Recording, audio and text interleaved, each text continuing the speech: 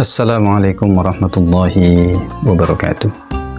Alhamdulillahilladzi arsala rasulahu bil huda wa dinil haqq liyuzhirahu 'alad dini kullihi wa kafa billahi syahida. Asyhadu an la ilaha illallah wahdahu la syarika lah wa asyhadu anna Muhammadan abduhu wa rasuluh. Allahumma shalli ala sayyidina Muhammadin wa ala alihi wa ashabihi wa man tabi'ahum bi ihsanin ila yaumiddin. Amma ba'd.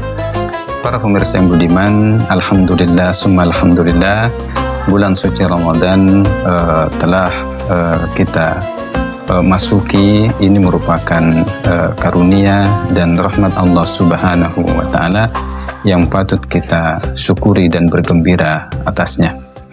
Nabi Shallallahu Alaihi Wasallam menggembirakan dan menyemangati para sahabat itu ketika memasuki bulan suci Ramadan. Beliau bersabda, "Qad ja'akum Ramadan asy-syahrul mubarak, iftaradallahu alaikum siyama tuftahu fihi abwabul jannah wa tughlaqu fihi abwabul jahim wa tughallu fihi syayatin fihi lailatun khairun min alfi syahr man hurima khairaha faqad hurim."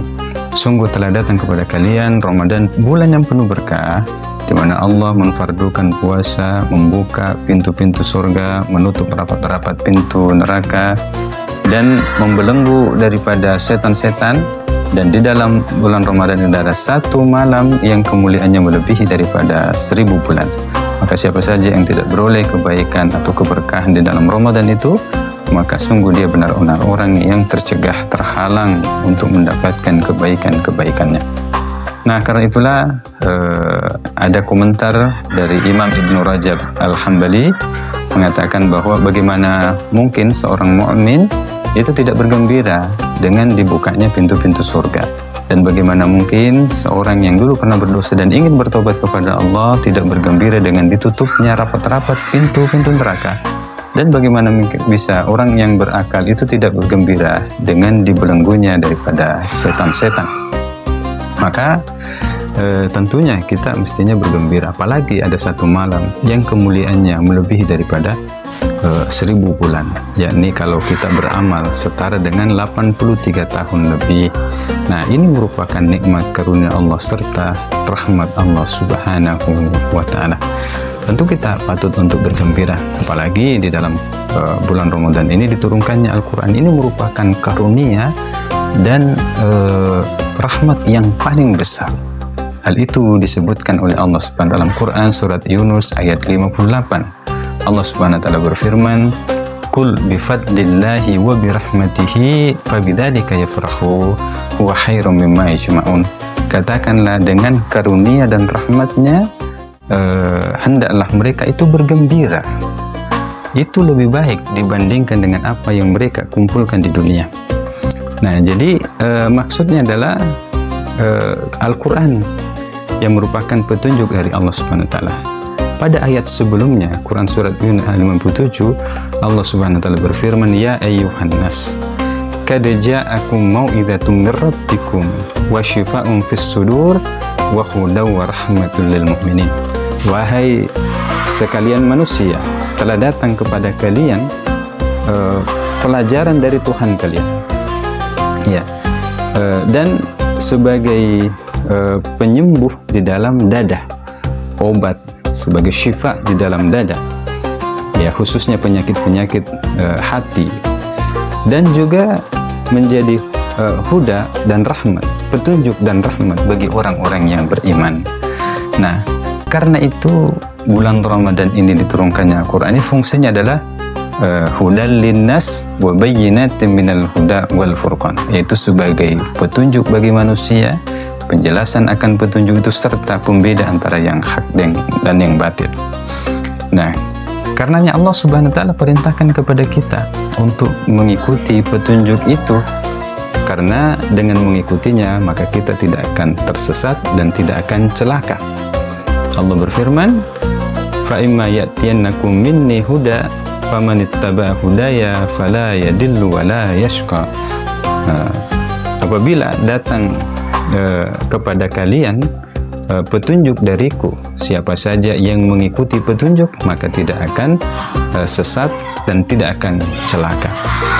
Nah, sebaliknya kalau kemudian kita mengikuti petunjuk, maka kita akan mendapatkan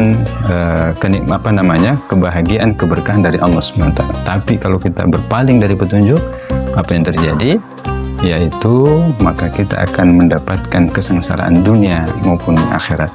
Di ayat selanjutnya dalam Quran surat Toh ayat 124 Allah berfirman, "Wa man a'rada an dzikri fa inna lahu ma'isyatan dhanka wa nahsyuruhu yaumal qiyamati a'ma."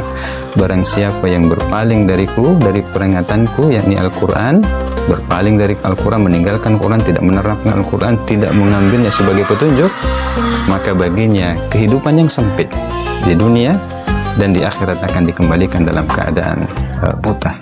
Padahal kita tahu dalam Quran surat Qiyamah disebutkan bahwa nikmat yang paling besar itu adalah nikmat ketika melihat Sang Pencipta alam semesta raya, yakni Allah Subhanahu wa Ta'ala. Bagaimana itu kemudian terjadi kalau kita bangkit dalam keadaan buta? Na'udzubillahi tsumma na'udzubillahi min dzalik. Dan banyak kenikmatan yang dirasakan di surga itu adalah karena melihat kenikmatan itu, seperti melihat bidadari, melihat daripada keindahan surga, serta kemudian pemandangan-pemandangan yang lainnya. Nah, karena itulah ketika kita tidak mengikuti petunjuk, sengsara.